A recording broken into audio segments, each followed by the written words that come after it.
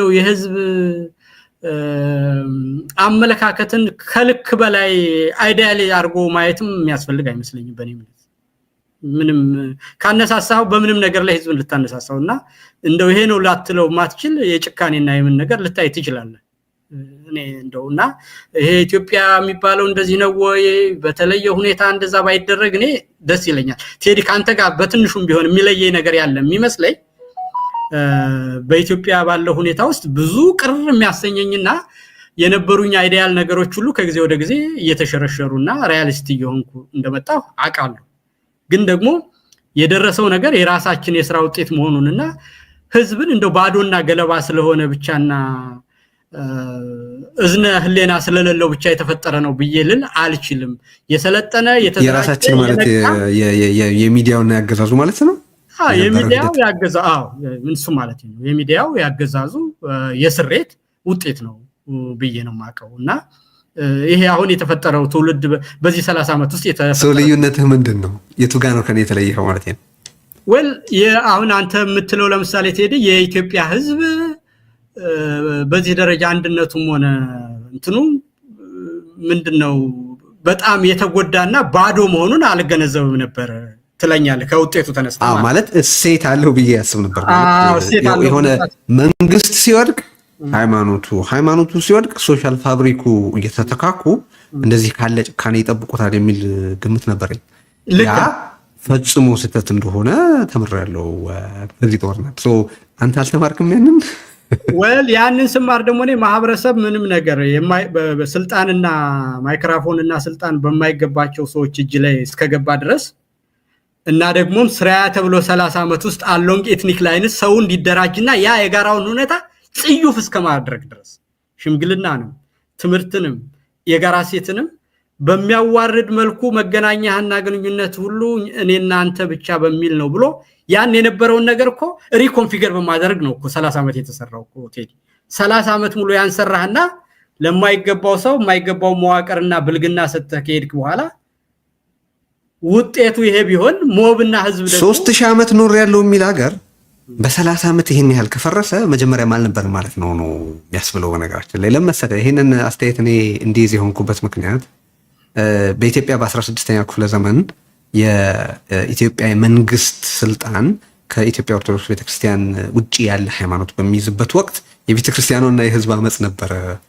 የተቀሰቀሰበት ኢን አ ዌይ አገሩ ይሄ አይነት መንግስት አይመቸኝም አይመለከተኝም አያስፈልገኝም ብሎ ነበር ማለት ነው somehow ልዩነት ነበር or የኢትዮጵያ ኦርቶዶክስ ቤተክርስቲያን ውስጥ ክፍፍል በሚፈጠርበት ወቅት ቁጭ አርገው ይዳኙ የነበሩት or ለማቀራረብ ይሞክሩ የነበሩት ነገስታት ናቸው አይደለም ሃይማኖቱ ፌል በሚያረግበት ውስጡ ስንጥቃት ሲፈጠር ቤተመንግስቱ ሊጠግነው ይሞክር ነበር በአጼ ምኒልክ ጊዜ ወይ ከዛ በፊት እናት መዝገብ የሌላቸው እንደዚህ አይነት ነገሮች ተቀባይነት የላቸውም ብለው በዛ ውስጥ የነበረውን ቅራኔ ለመቅረፍ ሲሞክሩ አጼ ዮሐንስ አራተኛ በኢትዮጵያ ኦርቶዶክስ ቤተክርስቲያን ውስጥ የነበረውን መከፋፈል ለመጠገን የሄዱበትን ርቀት ታስባለህ በሌላ ጊዜ ፖለቲካው ከፋ በሚልበት ወቅት እኮ ህዝብ የተለያዩ ሰዎችን አስጠልሎ ደብቆ የሚያቆይባቸው የተገመተውን አይነት ጉዳት የማይደርስባቸው ሁኔታዎች ተፈጥሯል ገባ ያንን ታሪካዊ ንባብ መሰረት አድርጌ ነው አንዱ ፌል ሲያደርግ አንዱ እየተተካ አንዱ ሲበጠስ አንዱ እየተቀጠለ አገሩን ጠብቆታል የሚል ነው የኔ ፐርሰፕሽን የነበረው አሁን በሙሉ ነው ፌል ያደርገው በአንድነት ያ ነው ለኔ ስትሬንጅ የነበረው ህዝብ በዛ ደረጃ በምንም ጉዳይ ተቀስቅሶ የሚነሳ ከሆነ አይ ቲንክ የህዝብ ቲዮሪ በፖለቲካ ህዝብ ትልቅ አነጋጋሪ ጉዳይ ነው ጊዜ ወስደን በደንብ እናንተ እንነጋገርበታለን ህዝብ በፖለቲካ ውስጥ ያለው ሚና ህዝብ እንዴት ቲዮራይዝ ይደረጋል የሚለው ማለት ነው እና እሱን ለማለት ፈልጌ ነው ግን እንደው ምናልባት የምትለው ነገር ካለ መጨመር ይችላል የኔ የመጨረሻ ጥያቄ በዚህ ሴሽን የፋኖ ትልቁ ፈተና በአሁኑ ወቅት ምንድነው ምንስ ነው የምታየው ወደፊት ከዚህ በኋላ የምታየው ለምሳሌ ዛሬ ልደቱን ከአንድም ሁለት ጊዜ ጠቀስ ነው ግን ብዙ ስለሚጽፍ ነው የኢትዮጵያ መቀጠል ጉዳይ በጣም ሲሪየስሊ ተጎድቷል የቀረን በጣም ጥቂት ፐርሰንት ነው ያንን ለማትረፍ ግን የበኩላችንን ጥረት ማድረግ አለብን ይላል የተለያዩ ቁጥሮች ሲጠቀስ አስታውሳለሁ 70-80% አገሪቱ የመትረፍ እድል የላትም የሚል አስተያየት አለው። ሚስፖት እንዳላረኩት ተስፋ አደርጋለሁ። ያንተ አስተያየት በዚህ ጉዳይ ምንድን ነው? መጀመሪያ የፋኖ ትልቁ ፈተና በእውነቱ ምንድን ነው? ቀጥሎ አገሪቱን በተመለከተ ያለውን አጠቃላይ ነገር አንሳልኝና ውይይታችንን እንፈጽማለን ተብሎ ለጊዜ ወሰደ። ኦኬ እሺ ቴዲ አመሰግናለሁ። የመጀመሪያው ነገር እንደው ሞብ ሜንታሊቲ ዘመንና ጊዜ ይለያያል። ቴዲ እንዳልኩ ቅድም በመሰረታዊ ጉዳዩ ላይ ልዩነት ኑሮን አይደለም። እኔም ደግሞ ስከራከርበት የነበረው ይሄ በደሉን፣ ግፉን፣ ጭቆናውን፣ ጦርነቱን ተያይዞ በመጣው ነገር ላይ ቅድም እንዳልኩ አቋም ወስጃለሁ ሳይሆን ታግያለሁ በይፋ። ያ ሊታወቅ ይገባል፣ አድማጮች ሊያውቁት ይገባል። ነገር ግን እንደው ህዝባችንን ዜሮና ባዶ ካደረግነው መነሻ እርሾም እንዳናጣና መልካም ነገር ለመፈለግም ጭላንጭሎች ሁሉ እንዳይጠፉ ሞብ ሜንታሊቲ ከተፈጠረና ሚዲያና ስልጣን የሚገባው ሰው ላይ ከተፈጠረ ህዝብ ወደ የትም አቅጣጫ ሊሄድ የሚችልበት ነገር በተለይም በዚህ በሶሻል ሚዲያ ዘመን እና ዘረኝነትን ስንጨምርበት እና ስራያ ብለን የሰራነው ስትራክቸር ሲኖር ያንን ቢፈትነው እንደው በጣም ከአቅማው በላይ ደሃና ያልተማረ አግራሪያን ሶሳይቲ ባለበት በለብ በሆነበት ነገር የተፈጠረ ነገር እዚሁ አሜሪካም ድረስ አንድ ሰው የራሱን ምክትል ፕሬዝዳንት ሁሉ ነቁት ምርጫው ተጭበርብሯል ብሎ በምንም አይነት ተቋማትና መንግስት መለዋወጥ 200 ዓመት በቆየበት ጊዜ ባለፈው ጃንዋሪ 6 እያሉ የሚጠሩት የአሜሪካኖች በትራምፕ እና በባይደን የስልጣን ሽግግር ላይ የተፈጠረውን ነገር አይታል ምን ያህል አስፈሪ እንደሆነና እንዲህ አይነት ነገሮች ህዝብና ጊዜ ሊፈጠሩ ስለሚችሉ ጭካኔውና በደሉ የደረሰው ነገር ቁስሉ እንዳለ ሆኖ ግን ትንሽ ዳውት መስጠትና ርዝራዥ ነገር አለን ማለቱም አይከፋም የሚል ነው ቴዲ አስተያየቴ። የልደቱንም አስተያየት በተመለከተ ያለኝ እይታ ይሄው ነው። እኛ ሀገር ችግሩ ምንድነው? ፖለቲካው ቴዲ ክርክር የሚባል ነገርና ሐሳብን በአግባቡ የመከራከር ነገር የለም እኛ ሀገር ውስጥ። ለምሳሌ አቶ ሌንጮ ብዙ ጊዜ ሐሳባቸውን የቀየሩበትን ምክንያት ሲያስረዱ ሰማለሁ ከኦነግ እንዴት እንደተባረሩ ሁሉ ሲናገሩ እና ምንድነው የሚሉት የመገንጠልና ሐሳብ እንዴት እንደተውት ሲናገሩ ሳቸው በጣም በጨዋነትና በትትና ነው የሚናገሩት። ለመተቸትም አይፈሩም እሳቸው እና በፊት የራስን እድል የራስ የመወሰንንና መለየትን ለነጻነት እና ለእኩልነት መምጣት እዚያ ሀገር ውስጥ እሳቸው የሚሉት የፈረንሳይ አብዮተኞች ኤጋሊቴ ሊበራሊቴ ፍራተርኒቴ የሚሉት ይሄ ምንድነው ወንድማማችነት እኩልነትና ነጻነት ባለመኖሩ መሰረት እኩልነት እስከሌለ ድረስ አብሮ መኖርም አይመጣም። ስለዚህ መገንጠልን አስብ ነበር። በኋላ ላይ ግን በቀጠናው ላይ የተለያየ ነገር ተፈጠረ። ሱዳን የሚባል ሀገር ተፈጠረ፣ ደቡብ ሱዳን፣ ኤርትራ የሚባል ሀገር ተፈጠረ። እነዛ ሀገሮች ሁሉ ስለ ነጻነትና ስለ እኩልነት ለህዝብ ለዋላዊነት ስልጣን ሲሰጡ አላየሁም። ያ ከሆነ ደግሞ መገንጠል ብቻውን ለህዝብ ለዋላዊነት ማረጋገጫ እንዳልሆነ ተማመንኩ። ስለዚህ ያ ትክክል ካልሆነ የኢትዮጵያን መንግስት ዲሞክራታይዝ ማድረግና የመብት ጥያቄን በዛ ውስጥ መጠየቅ አግባብ ነው ብዬ አሰብኩበት፣ ጻፍኩም አሉ። ያንን ግን መከራከር የሚችል ሰው ሳይኖር እኔን አባረሩኝ ሲሰለቻቸው ብለዋል። አሁን እኛም ሀገር ማሰብ ያለብን እንደዛ ነው። እኔ የእሳቸውን አስተሳሰብ አሁን ቻሌንጅ ማድረግ ነው።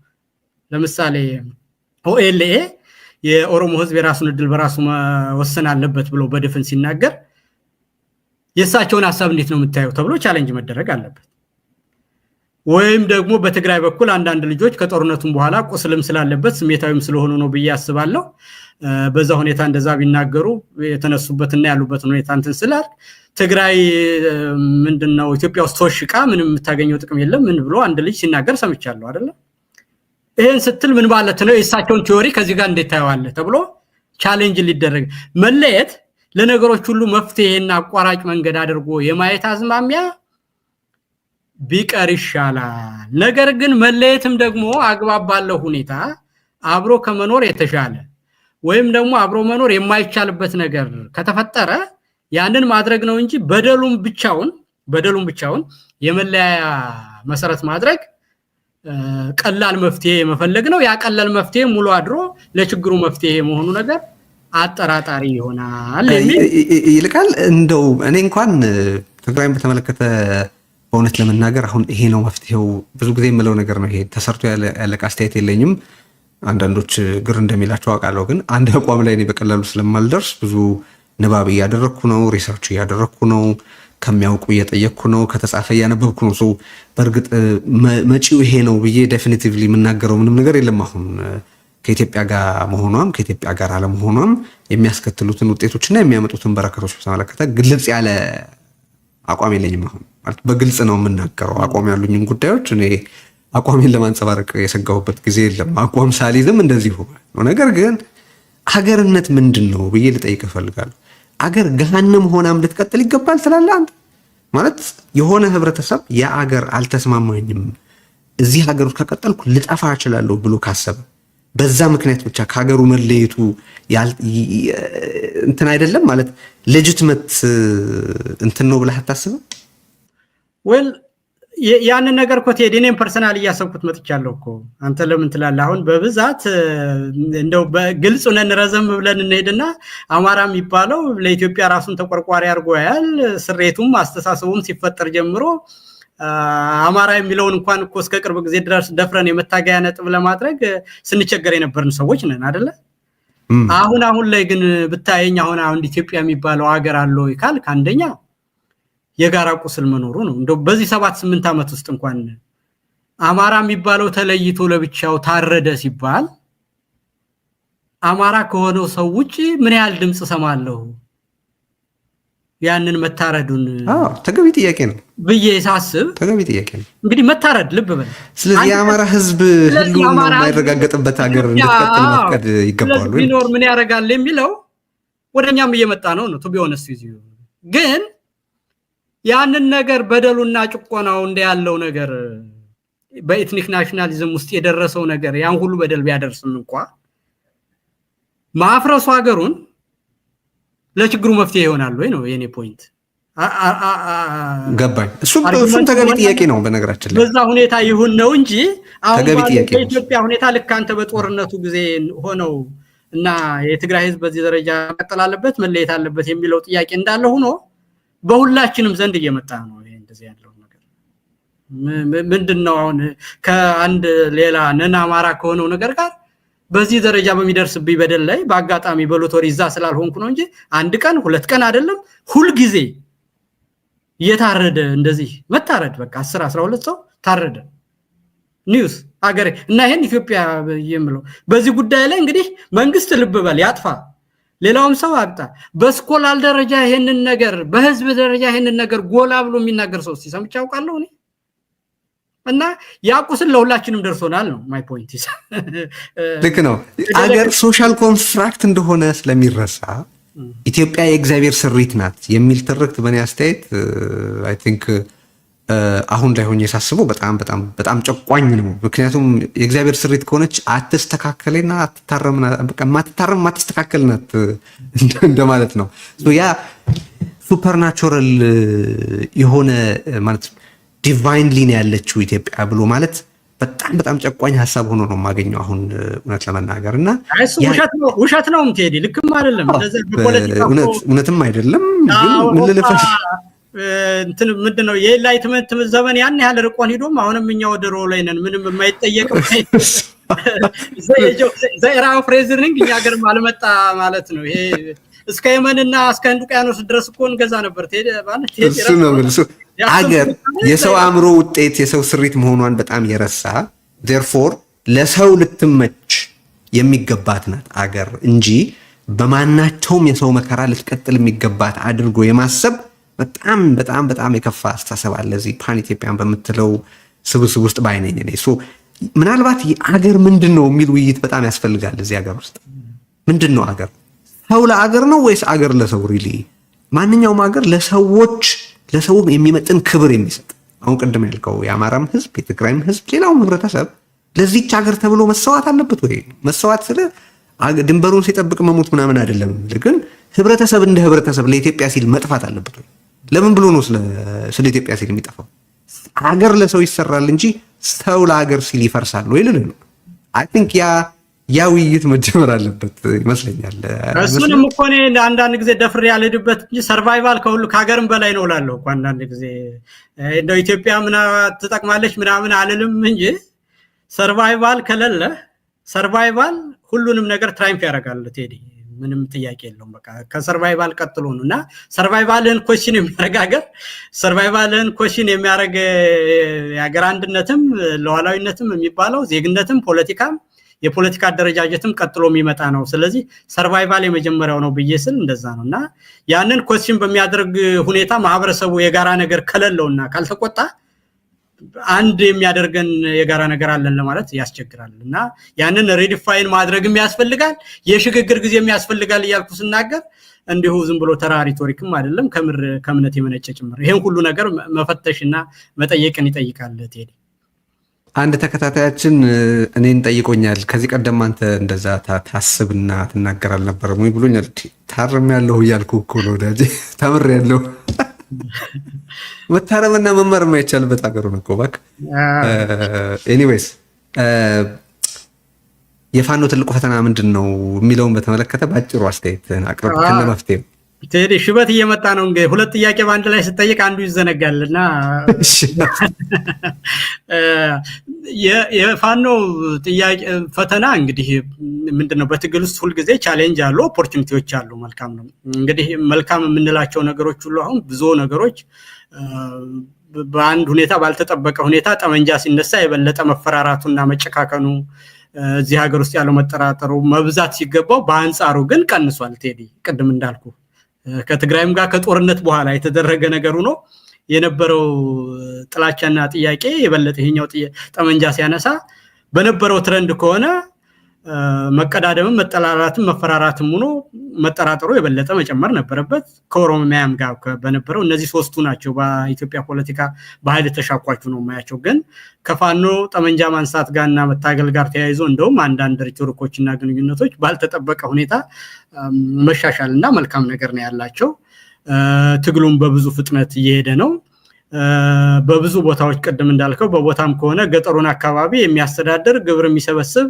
ምን የሚል ፋኖ ሆኗልና ብዙ ርቆት ሄዷል ይሄ እንዳለ ሆኖ ግን የጋራ ሊደርሺፕ የመፍጠሩ ፈተና ትልቅ ስራ ነው እንደው ፈተና ባልለውም በስራ ደረጃ መሰራት ያለበት ነገር ነው በውስጡ ያለውም ሽኩቻ ብዙ ርቀት የሄደ ሆኖ አግኝቻለሁ አንዳንድ ቅድም ያልካቸው ቲዮሪ የሚመስሉ ነገሮች ሁሉ ኦፖርቹኒቲ እና አንዱን ጥሎ ለመሄድ የሚመጡ ፍሬሚንጎች እንጂ የፖለቲካ ክርክሮች አይደሉም አንዱን ያማራ ብቻ አድርጎ ሌላው በሌላው ነና አማራ በሆነው ላይ ተቀባይነት አለኝ ለማለት መነሻችን አማራ መድረሻችን ኢትዮጵያ ሲል እሱ ለኢትዮጵያም አለው ተብሎ ይሄ ተራ የሆነ የጥገኝነትና የጠባቂነት መንፈስ እንጂ የፖለቲካ ቲዮሪ አይደለም ሁለቱም አደረጃጀቶች ቢሄዱ ፋንዳሜንታሊ በአስተሳሰብ ደረጃ ልዩነት ኖሯቸዋል ይሄ ማለት በውስጣቸው ያለው የስልጣን ሽኩቻና ፉክክር ለመቀዳደም ያለው ነገር ከኢትዮጵያም የፖለቲካ ካልቸር አንፃር ብዙ ዋጋ ሊያስከፍላቸው ስለሚችል አሁኑኑ ከበፊቱ በመማር ተጠንቅቀው ካልሄዱበት ይሄ ትልቅ ቻሌንጅ ሊሆን ይችላል ይሄ አካባቢያዊነቱም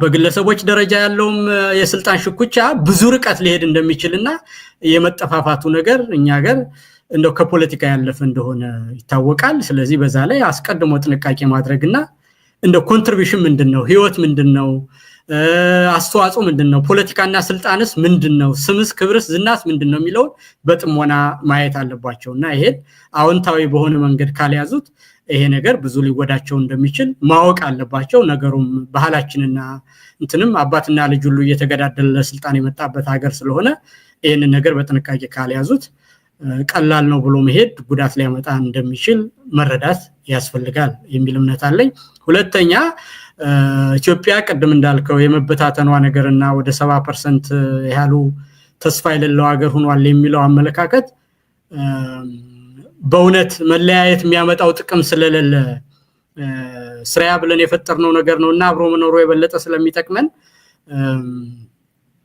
ያንን ሊታለፍ የማይችል አይደለም በየባላስብም እንኳን በዛ ደረጃ መበታተናችንና አሁን ያለው አንዱ ለአንዱ ጉዳይ ዴንታ ያለ መኖር ሽግግሩንም ከባድ እንደሚያደርገው ማወቅ አለባቸው በታሰበው ሁኔታ የኢትዮጵያ ፖለቲካ ቀኖናዊነት ሁሉም በተቸከለበት እኔ ትክክል ነኝ እኔ ፍጹም ነኝ የሚለው አመለካከት እና ደግሞ ብሔረሰብን መሰረት አድርጎ የሚደረግ ፖለቲካ ከዛ አልፎ ፖለቲካ ለመስራት ያለው ድንበር ከባድ ስለሆነ ለዛ አእምሮን ክፍት ማድረግና ዝግጁ ካልሆኑ እነዚህ ነገሮች በጣም ፈታኝ ናቸው የሚል አስተያየት አለኝ ቴዲ። በጣም አመሰግናለሁ። እንግዲህ ያው ጨዋታችን ተመቸኝና ቀጠልኩበት እና ሌላም ጊዜ ብዙ ባልራቀ ጊዜ ተመልሰን ተገናኝተን በሌሎች ከዚሁ ጋር በሚያያዙ ግን ሌሎች ጉዳዮች ላይ ደግሞ እንደምንነጋገር ተስፋ አደርጋለሁ። የዛሬ ወጋችን ግን ይህን ይመስላል። እንግዲህ ዛሬ እኔ እንዳልኩት ከኤድመንተን ካናዳ ነው